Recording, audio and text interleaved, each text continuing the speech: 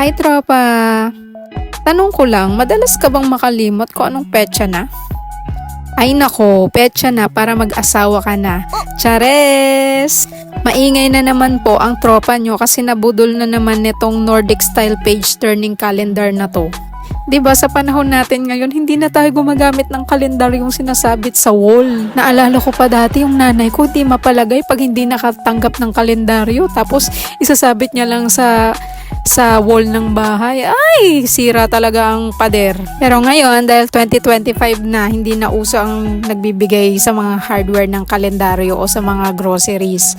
Naabutan nyo ba yun? Kasi ako, oo.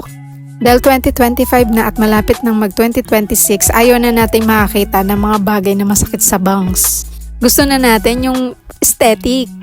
Kagaya na lang nitong nabili ko, itong Nordic style.